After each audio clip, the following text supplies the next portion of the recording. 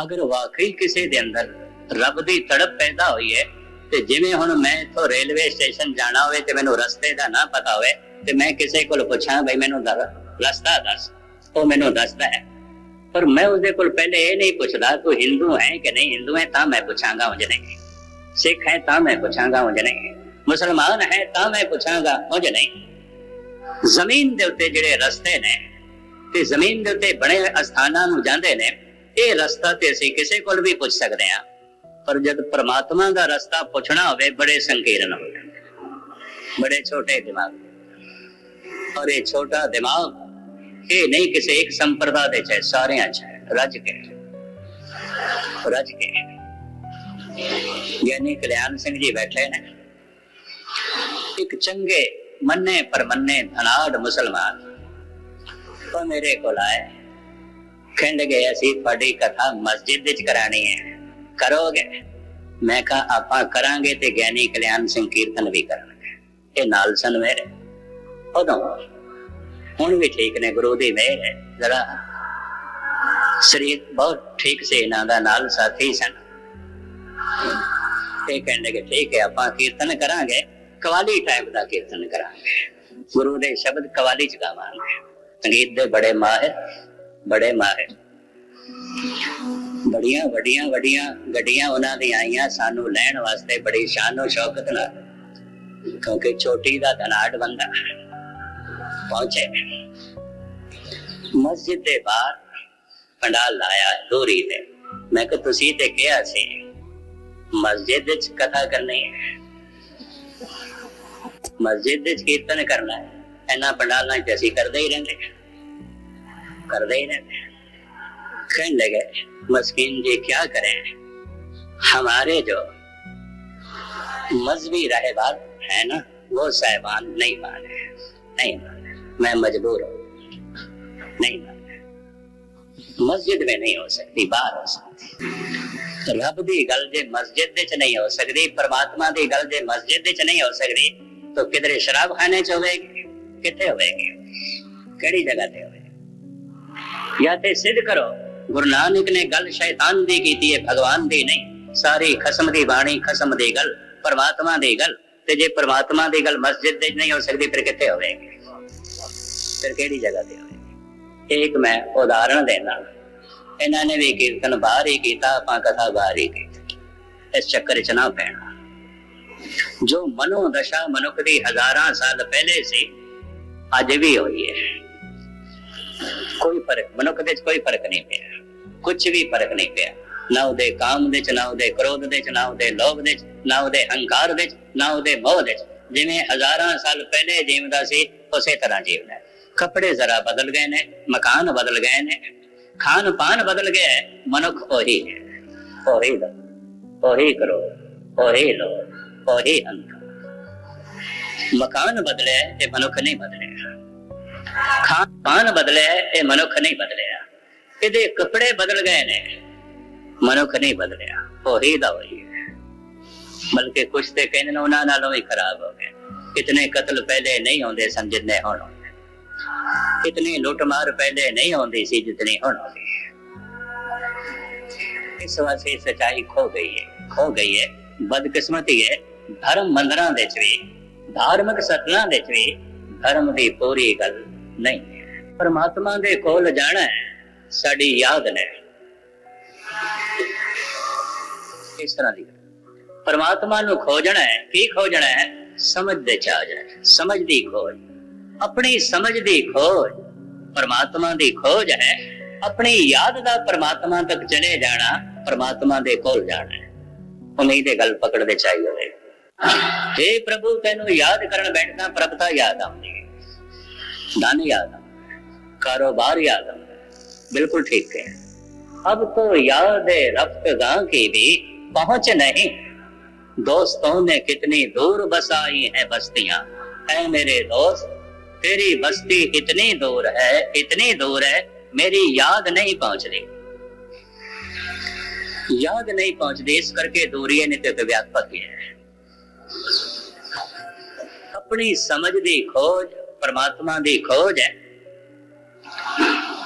सिमरती दा पहुंच जाना परमात्मा तक है, परमात्मा तक पहुंचना है, वरना वो व्यापक है, व्यापक है।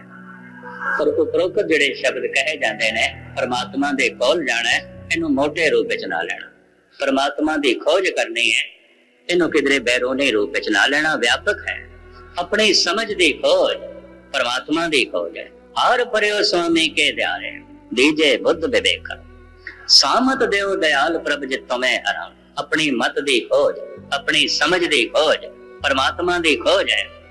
अपनी सिमरती दा परमात्मा तक चले जाना, ये परमात्मा दे कोल जाना है।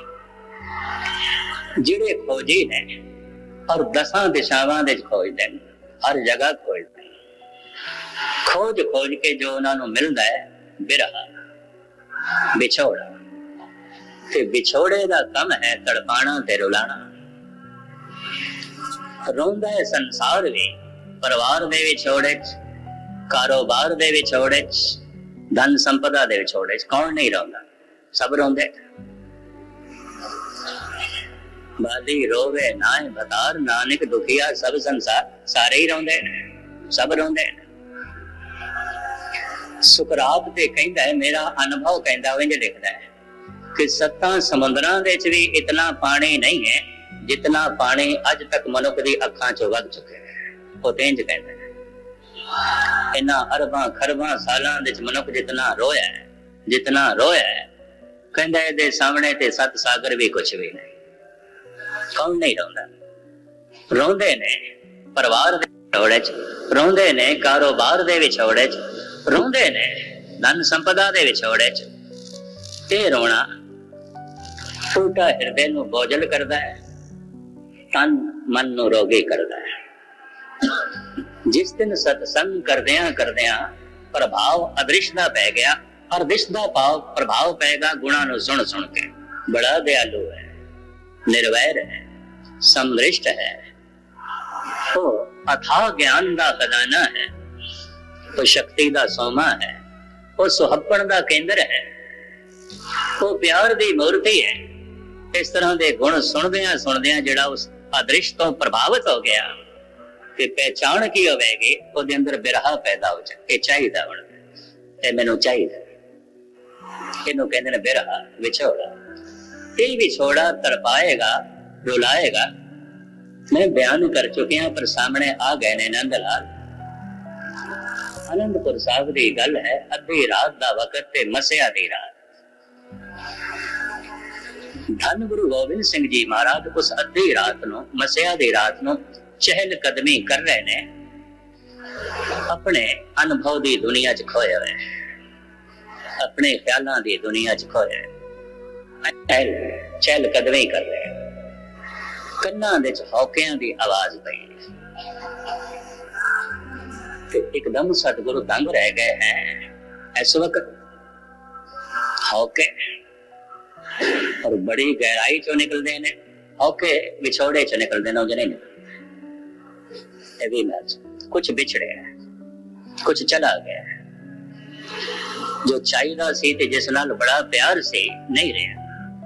ये तड़पावेगा, रुलावेगा, इस तो पहले हौके निकलणगे। जिधर हौके आ रहे सन पातशाह उधर चले गए। गौर नाल देखते हैं कि अंधेरी रात विच भी सतगुर पहचान गए इत्थे नंद लाल बैठा है इस समय, इत्थे चौकड़ा मार के और हौके भर गए। सतगुरु की आभा इसने नंद लाल नूं भी प्रभावित किया और सोचते ने कोई मेरे कोल खड़ा है। अखां खोलियां, शायर सन, बैरों बा आमद आमए मन चोजे खाबे नाथ, सदताना में जनत बैरुए आप ताबे सुबह। इस सवेरे दा सूरज रात नूं शायर ने शायराना अंदाज विच कहंदे सूरज ते सवेरे निकलदा या सूरज नाल सवेर आउंदी है। कि अद्धी रात नूं सवेर दा सूरज इन्ना ही बोलने, इन्ना ही शायर ने, कवि ने। बैरों बा आमद आमए मन चोजे खाबे नाथ, सदताना नी जनत बैरुए आप ताबे सुबह। कि रात नूं जेड़ा सूरज चढ़िया ਤੇ ਉਸ ਸੂਰਜ ਦੇ ਲੱਖਾਂ ਲੰਨ ਪਾ ਰਿਹਾ ਹੈ ਜਿਹਦੇ ਨਾਲ ਦਿਨ ਹੁੰਦਾ ਹੈ, ਹੁੰਦਾ ਹੋਵੇਗਾ ਦਿਨ।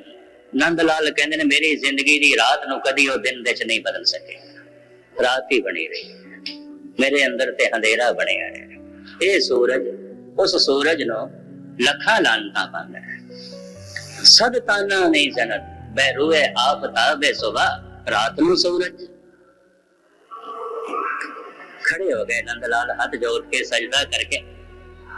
ਮਹਾਰਾਜ ਕਹਿੰਦੇ ਨੇ ਮੈਨੂੰ ਦੱਸੇਗਾ ਨੰਦ ਲਾਲ ਕਿ ਆਸਮਾਨ ਮੈਨੂੰ ਕਾਲਾ ਕਿਉਂ ਦਿਖਾਈ ਦੇ ਰਿਹਾ ਹੈ? ਕਾਲਾ ਕਿ ਹੁਣ ਮਸਿਆ ਦੀ ਰਾਤ ਹੋਵੇ ਤੇ ਅੱਧੀ ਰਾਤ ਹੋਵੇ ਤੇ ਆਸਮਾਨ ਤੇ ਕਾਲਾ ਹੀ ਦਿਖਾਈ ਦੇ ਰਿਹਾ। ਰਮਜ਼ ਦੇ ਬੋਲ ਪ੍ਰਸ਼ਨ ਕਿ ਕਾਲਾ ਕਿਉਂ ਦਿਖਾਈ ਦੇ ਰਿਹਾ? ਅੱਗੋਂ ਵੀ ਰਮਜ਼ੀ ਬੰਦੇ ਨੇ। ਕਹਿੰਦੇ ਮਹਾਰਾਜ ਮੈਂ ਕਵੀ ਹਾਂ, ਸ਼ਾਇਰ ਹਾਂ, ਤੁਹਾਡਾ ਸੇਵਕ ਹਾਂ, ਸਿੱਖ ਹਾਂ, ਮੈਂ ਵਿਗਿਆਨਕ ਨਹੀਂ ਹਾਂ, ਸਾਇੰਟਿਸਟ ਨਹੀਂ ਹਾਂ। ਇਹ ਕਾਲਕ ਕਿਉਂ ਦਿਖਾਈ ਦੇਂਦੀ ਹੈ? ਮੈਂ ਪ੍ਰਾਕਿਰਤਿਕ ਖੋਜੀ ਨਹੀਂ ਹਾਂ, ਵਿਗਿਆਨਕ ਨਹੀਂ ਹਾਂ, ਸਾਇੰਟਿਸਟ ਨਹੀਂ ਹਾਂ, ਇੱਕ ਅਦਲਾ ਸੇਵਕ ਤੁਹਾਡਾ ਤੇ ਸ਼ਾਇਰ। ਮਹਾਰਾਜ ਕਹਿੰਦੇ ਨੇ ਤੂੰ ਕਬੂਲ ਕਰ ਰਿਹਾ ਹੈ, ਸ਼ਾਇਰ ਹੈ, ਸ਼ਾਇਰ ਹੈ। ਸ਼ਾਇਰ ਦੀ ਕਲਪਨਾ ਹੁੰਦੀ ਹੈ, ਸ਼ਾਇਰ ਦਾ ਤਖਯਲ ਹੁੰਦਾ ਹੈ। ਸ਼ਾਇਰ ਖਿਆਲਾਂ ਦੀ ਦੁਨੀਆ ਜੀਂਦਾ ਹੈ, ਕਲਪਨਾਵਾਂ ਦੀ ਦੁਨੀਆ ਜੀਂਦਾ ਹੈ, ਸ਼ੁੱਧ ਕਲਪਨਾ, ਚੰਗੇ ਖਿਆਲ।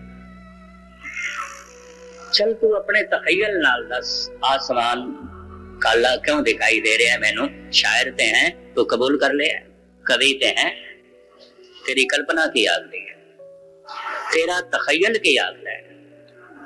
भाई साहब दसदे ने रंगश कबूद कर दिले अज पुर सुरार साख, अज बस के दूदे आहे मन, अज आसमां गुजस्त। ऐ मेरे पातशाह ये हिरदा जद परमात्मा लई तड़पे तड़पे, बिरहा पैदा होया फिर हौके निकले ने, ये हौके आसमान तक पहुंचे ने ते मेरे इन्हां हौकिया ने साड़ के काला कर दिता। महाराज ने गलवकड़ी च ले ले, इतना बिरहा, इतना बिरहा। सतगुरु देव जी महाराज कहते ने मिलाप दे आनंद लई इतनी बिरहे दी पीड़ा चाहिए, चाहिए। रब दा नियम, प्रभु दा नियम। महाराज इत्थे कहंदे ने बिरहे नाल भरे होए पुरुष दसां दिशावां दे खोज करदे ने, किधरों इस पासे रब दी गल सुनन नूं मिल जाए, उत्थे मिल जाए, उत्थे मिल जाए, उत्थे मिल जाए। हर वक्त प्रभु दे चरण कमलां दी खोज।